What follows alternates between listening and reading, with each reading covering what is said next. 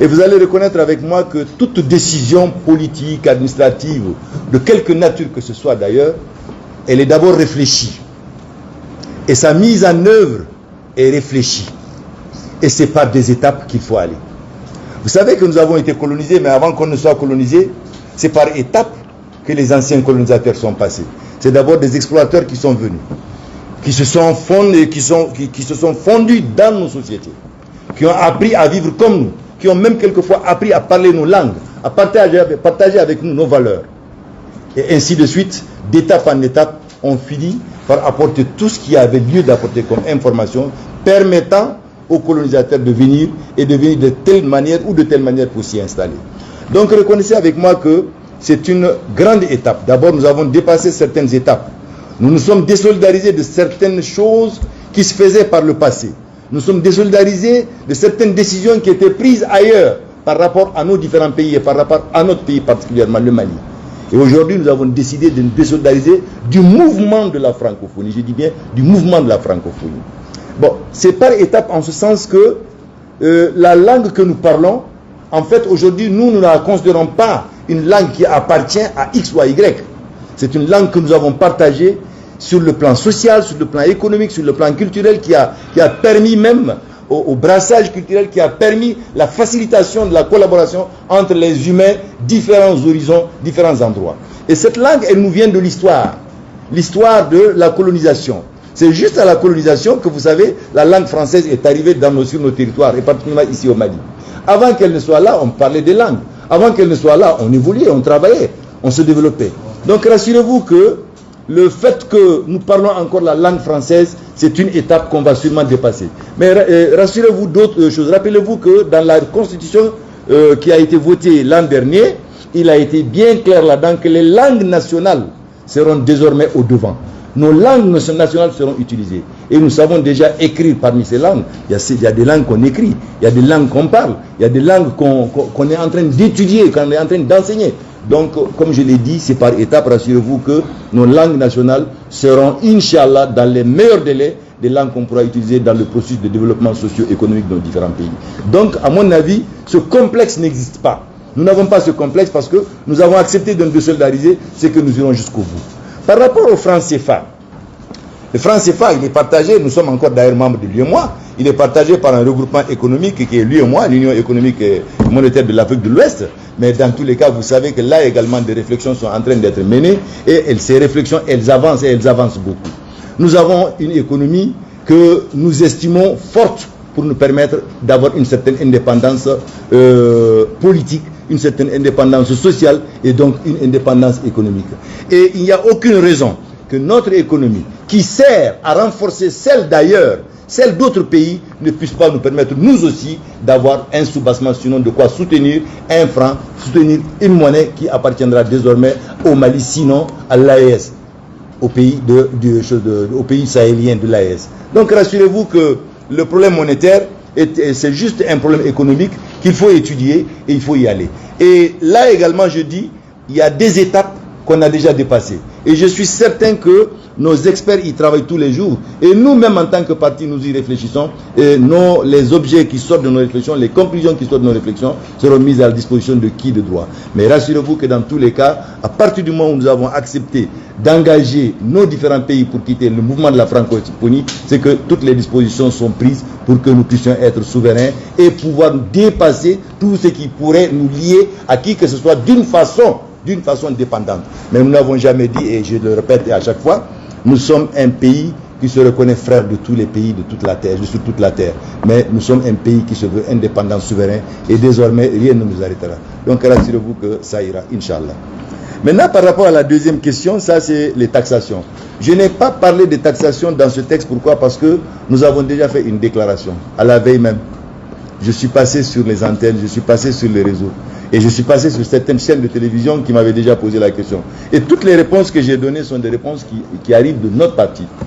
Et vous l'avez dit, beaucoup de Maliens sont d'accord, certaines ne sont pas encore d'accord. Vous savez que l'unanimité d'une décision, c'est après la réflexion de l'ensemble. C'est une décision qui engage l'ensemble national. Mais il faudrait quand même que l'ensemble national comprenne. Il faudrait qu'on communique. Il faudrait qu'on explique. Il faudrait qu'on dise aux uns et aux autres pourquoi nous sommes allés là.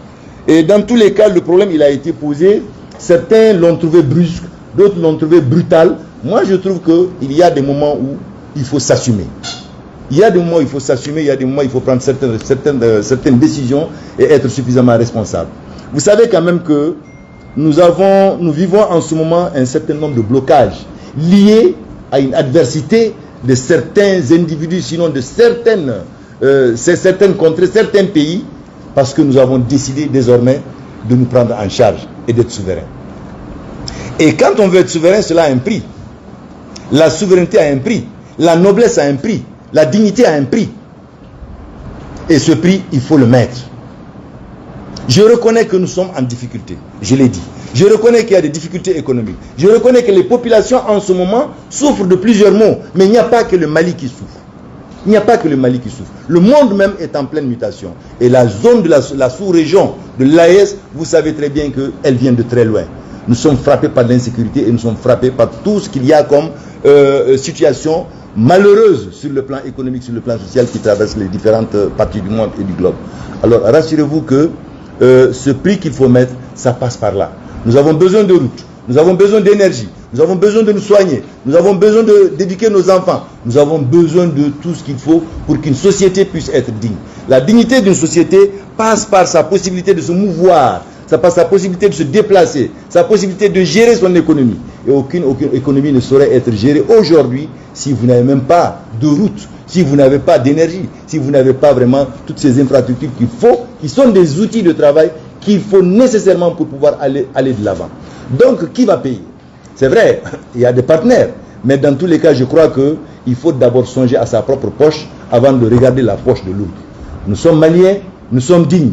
Je reconnais que ce n'est pas compris et les gens n'ont pas le même niveau de compréhension, les gens n'ont pas le même moment de voir les choses, au même moment comprendre que ceci est une obligation, ceci est une nécessité. Mais dans tous les cas, au fur et à mesure, les choses sont en train d'être gérées, les choses sont en train d'être comprises, le débat est en train de s'amollir, de se ramollir et les uns et les autres comprendront que ça ira. Maintenant, ce que je vais dire, c'est que ces fonds seront mis à disposition. Ces fonds seront mis de côté. Il faudrait que la gestion de ces fonds soit démontrée, que ça se passe de la façon la plus transparente possible. Que les populations voient concrètement, voilà l'argent que nous avons mis de côté, à travers les crédits de téléphone, à travers les envois d'Orange Money, de Move Money, en tout cas tout ce qui passe par la voie électronique, que ces gens sachent, voilà telle route a été construite, voilà tel hôpital a été aménagé, voilà tel endroit désormais a du courant, voilà que l'énergie bouge en ce moment. Donc je crois qu'il faut une transparence très rigoureuse, une bonne gestion, et que cette gestion soit vue de tout le monde, et qu'elle soit évaluée au vu et au su de tous. Que les Maliens sachent que nous avons mis la main à la poche, mais voilà ce que nous avons réalisé parce que nous avons mis la main à la poche. Que le monde entier sache que les Maliens sont capables de se prendre en charge, parce que celui qui vous voit vous prendre en charge comprend qu'il ne perdra pas son temps à vous aider. Donc je suis convaincu, et comme je l'ai dit, nous sommes un pays de dignité, un pays de noblesse, les uns et les autres comprendront. Mais vous allez me permettre quand même de dire 2 ou 3 mots par rapport à cette situation de taxation en Bambara. Oui, il n'y a pas de souci. Alors, francophonie, il y a faux, il sera quand même faux, il y a faux, parce que tout va boucan, francophonie, quand de dos.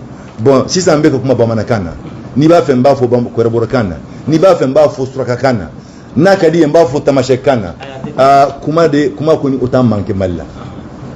Ka kuma, anga lada ou anga kuma ou là, anga langula, ça on peut le faire. Mais il faut taxi minkera ko wari min beka bo téléphone au crédit kan ani Orange Money nunun kan wallahi ambe gila min dinye be kono bi ni ya fo mo moye ko ben na dobo ikan ere ba donc aka galendoni. Mais encore souveraineté mouy horonya fanan pri balade ni ba fe ka ke horonye fo ika munu ni ba fe ka ke horonye fo ika kay sabali ika se ka sabali ika se mununa parce que ni ma munu ika horonya te se ka sigi ne ba fe ka ke horonye mbeta efe ka fo ika de waridi am pour que ngata ngana songo sala e o e mu horonya ya mais mba fe ka ke horonye mbembo mbolo ngai ne re ka jibala ka waribo kanga na songo bo mais mbese ka tinye fiye mais ni en bas to fin min kankadla sira min kankadla le docteur so min kankadla rene énergie problème nous abeka bo yoro wéré katla kana ici qu'il faut ko ne horon o fana ka gelende ne ma fo a mangelen wari boy mais ne hakila wati do be ika wari bo ou bien iki bolo iki tige di uka tige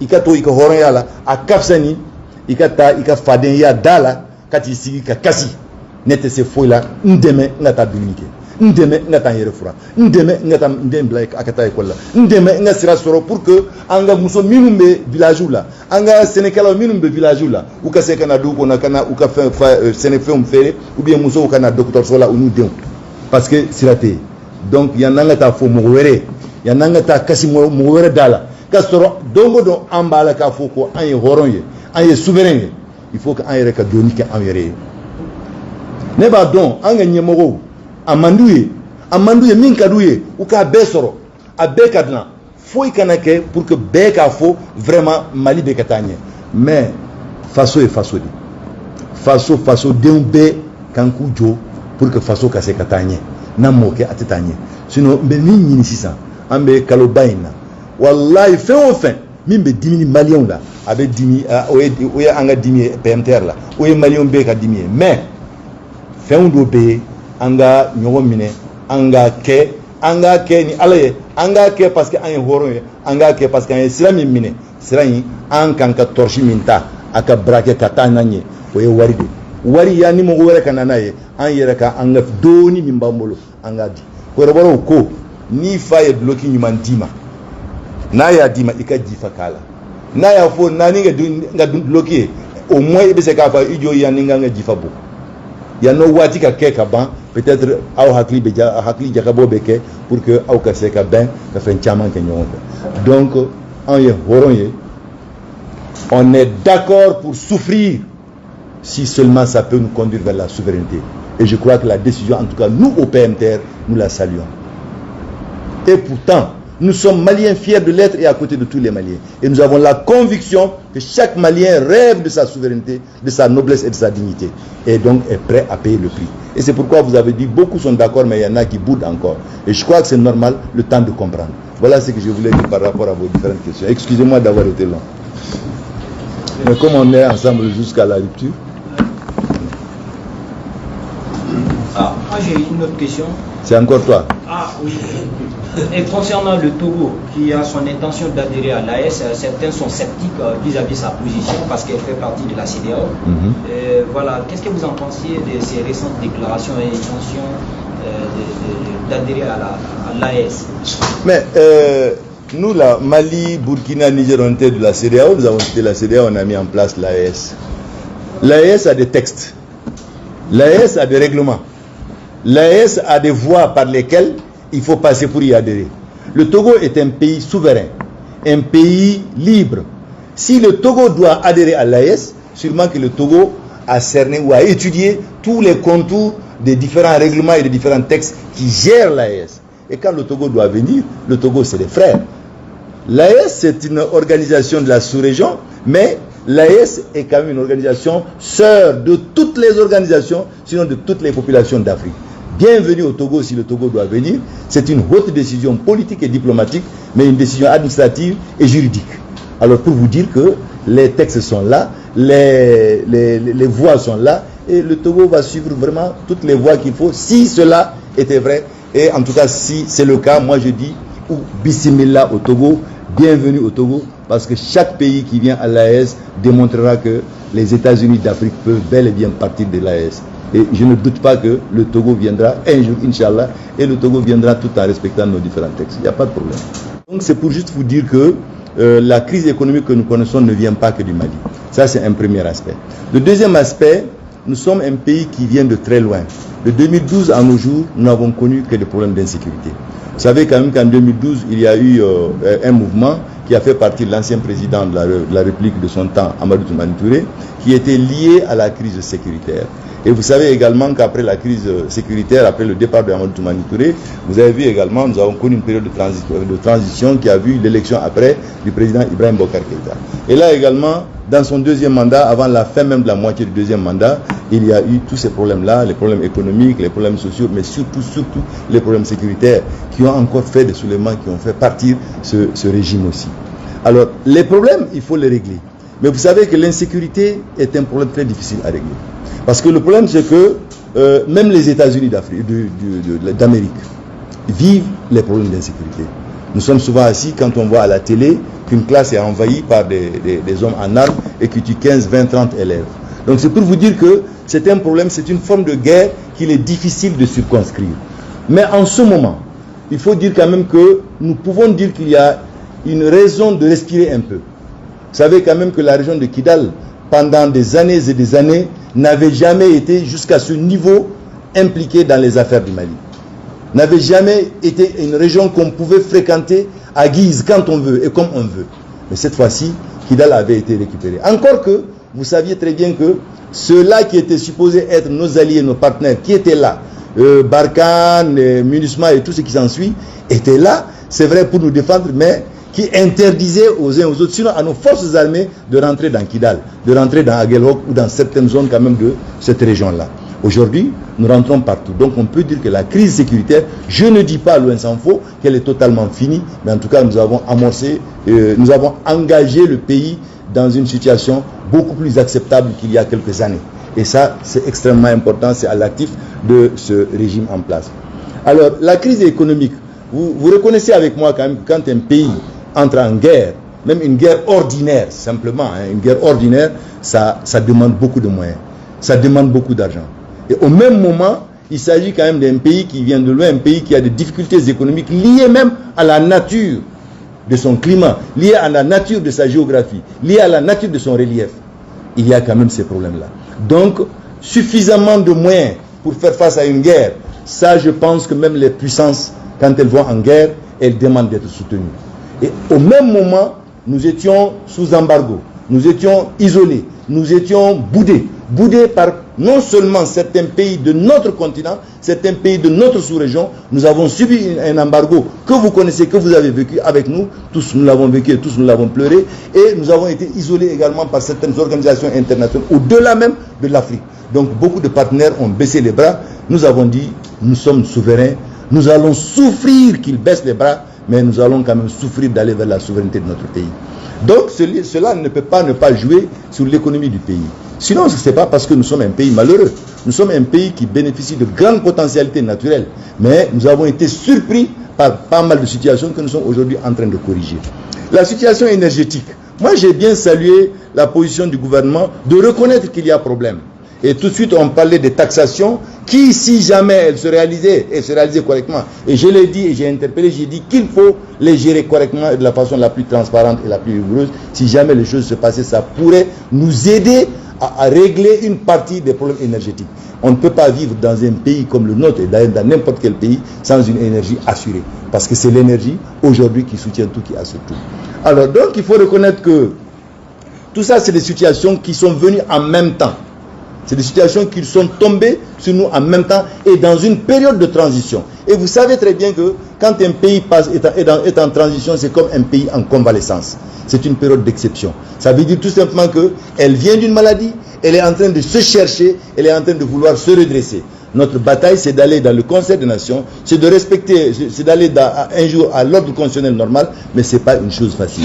Une transition reste une transition. Une convalescence reste une convalescence. Donc ceci, il faut reconnaître que au même moment, les batailles politiques n'ont pas cessé. Et c'est pourquoi je dis, oublions certaines querelles, mettons-nous ensemble pour que l'on puisse sauver d'abord l'essentiel. Vers la fin, je dis, notre bien commun, le Mali. Il faudrait donc qu'on arrive à sauver l'essentiel, sauver le Mali. Et là, il faut qu'on se mette ensemble. Quelque part, j'ai parlé de manipulation, j'ai parlé de rumeurs. Aujourd'hui, nous sommes dans une situation où même une rumeur peut faire bouger toute une cité avant qu'on ne sache quelle est la vérité. Sur les réseaux, nous rencontrons des jours, on nous dit tout de suite, à l'heure où on vous parle ou à l'heure X, il y a telle ville ou telle société et chose, tel village ou telle commune qui vient d'être attaquée. Et tout de suite, ça crée la peur, ça crée la panique. Et ça, c'est des situations qu'il faut essayer désormais de bannir de notre société. Il faut qu'on dise c'est vrai, les informations, elles doivent être connues, mais il faut qu'on dise les vraies informations.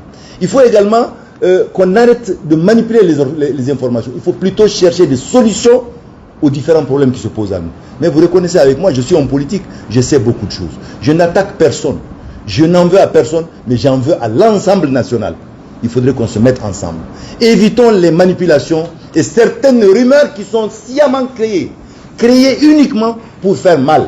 Nous n'avons pas besoin, on fait mal aujourd'hui. Admettons même qu'on fasse mal aux autorités. On fasse mal aujourd'hui à Assimi Goïta, on fait mal aujourd'hui au gouvernement. Mais en réalité, Assimi Goïta, le gouvernement dans leur ensemble, ils dirigent un pays qui est le Mali, qui est notre pays à nous. Et nous avons intérêt à ce que ce pays ne soit pas détruit. Donc, quand on lance des informations uniquement pour manipuler une partie de la population ou pour réveiller ou amener une partie de la population à aller à certains comportements, moi je crois que il faudrait qu'on réfléchisse.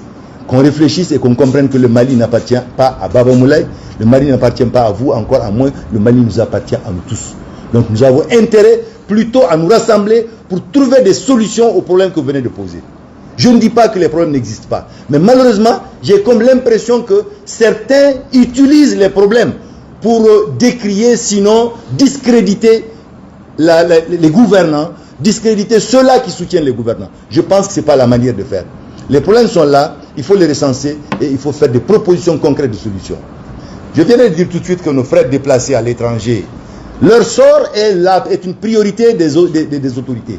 Mais beaucoup de gens aujourd'hui ne parlent pas. On parle beaucoup plus des exilés, que je salue. Je ne souhaite que personne soit exilé de ce pays contre sa volonté. Mais rarement on parle des réfugiés de l'insécurité. Des réfugiés, des Maliens qu'on a mis dehors pour raison d'insécurité. Rarement on en parle. C'est pourquoi je dis ici, ils sont la priorité des gouvernants, ils doivent être la priorité de nos populations. Il faut que nos frères et sœurs qui sont dehors pour raison d'insécurité reviennent et reconstituent leur vie chez eux. Et je vous assure que si ceux-ci reviennent dans leur ensemble, sinon dans leur majorité, vous allez voir que ça va atténuer les crises sécuritaires que nous voyons en ce moment. Mais en réalité, celui qui est sorti de chez lui, désormais il se retrouve en mendiant ailleurs. Comment voulez-vous qu'il soit? Quel état d'esprit voulez-vous qu'il ait? Donc je dis, il y a plein de problèmes, mais malheureusement, je ne vois pas de proposition de solution. Donc j'ai interpellé les religieux, les organisations associatives, les partis politiques. J'ai dit aussi aux gouvernants, faciliter la retrouvaille de tous les fils du pays, faciliter la retrouvaille de toutes les organisations pour qu'ensemble on puisse faire cette union sacrée. On en parle beaucoup, mais on pose peu d'actions dans le sens d'aller vers l'union sacrée. Et ça c'est important. Ça c'est important. Les actions sont encore meilleures que les paroles. Vous avez constaté que ça fait presque une année, sinon plus, notre parti, nous n'avons pas organisé de conférence de presse, encore moins de points de presse. Et pourtant, nous travaillons, nous n'avons jamais baissé les bras. Donc, je suis d'accord avec vous. Vous avez parlé également des restrictions de liberté. Bon, moi, je fais la part des choses. Je fais la part des choses. Moi, je pense que toute concession capable de nous amener vers la paix, vers la réconciliation, vers l'union des cœurs et des esprits, vers l'union sacrée, n'est pas de trop ou n'est pas interdite. Mais attention, je ne confonds pas les questions juridiques et je ne les mélange pas avec les questions politiques. Tout ce qui est juridique, tout ce qui est affaire de justice, je ne m'en mêle pas parce que là, c'est un autre pouvoir, le pouvoir judiciaire que nous respectons. Nous voulons un état de droit, nous voulons un état démocratique. Cela ne saurait et ne pourrait être que lorsque nous avons une justice saine, une justice à équité, une justice équitable pour tout le monde. Donc elle doit être distribuée de façon égale vis-à-vis de tous les citoyens. Mais c'est eux qui savent leur métier. C'est eux qui sont assermentés. C'est eux qui sont assermentés. J'insiste dessus. Et je sais également que le premier magistrat, c'est le président de la transition. Il a l'obligation de veiller à cela. Et je sais qu'il y veille. Maintenant, je ne vais pas m'aventurer à dire X ou Y et arrêter, il faut le mettre à la porte. Je dis, chaque fois que c'est possible de régler une situation à l'amiable, il faut le faire. Mais je ne vais pas vous dire, bon, X a fait tel délit ou tel ceci ou cela. J'étais en train de vous dire qu'il faut gérer les fonds que nous sommes en train de mettre à disposition dans le fonds d'aide et dans le fonds social. Il faut les gérer avec toute la rigueur et toute la transparence qu'il faut. Ce n'est pas le même monsieur qui va vous dire, bon, foutez la paix à tel ou à tel, parce que ça, je ne le ferai pas. Donc, je ne pense pas qu'il y a restriction. Et en réalité, je viens de vous parler de manipulation et de rumeurs. Mais tout ça, ça vient de qui? Ça vient de Maliens. C'est des Maliens qui parlent sur les réseaux. C'est des Maliens tous les jours qui parlent, qui disent clairement le président a fait, le Premier ministre a fait, tel ministre a fait. Moi, je pense que c'est aussi une forme de liberté de parole. C'est des Maliens qui le disent et qui le font tous les jours. Au même moment?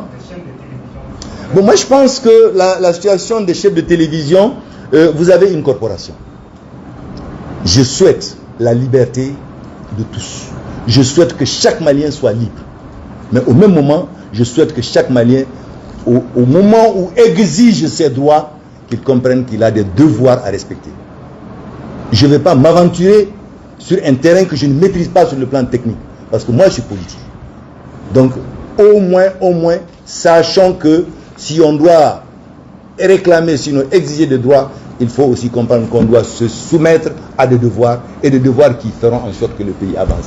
Donc, mon cher de Africable, rassurez-vous que je souffre de tout le mal que souffre mon pays, comme je sais que les autorités souffrent de tout le mal que souffre notre pays, mais nous avons l'assurance que, Inch'Allah, on se comprendra à travers les différents dialogues. Nous, par exemple, nous soutenons la transition, mais si certains pays qui essaient, je dis pas, certains partis qui aujourd'hui se mettent de l'autre côté ou qui dénoncent même certains faits ou qui dénoncent de façon globale la transition, nous disent à PMT on veut échanger avec vous, il n'y a aucune raison que nous ne parle pas. Parce que pour nous, un Malien est un Malien. Je l'ai dit dans la déclaration liminaire, j'ai dit nous partageons le même drapeau, nous partageons le même pays, nous partageons les mêmes valeurs. Il n'y a pas de raison qu'on ne se parle pas. Et je crois que les autorités doivent travailler sérieusement dans le sens de faire en sorte qu'on se retrouve. Renforcer les réunions du cadre d'échange entre partis politiques et gouvernements, faire en sorte vraiment que les gens se retrouvent et qu'on dépasse le moment des paroles et qu'on passe à l'action.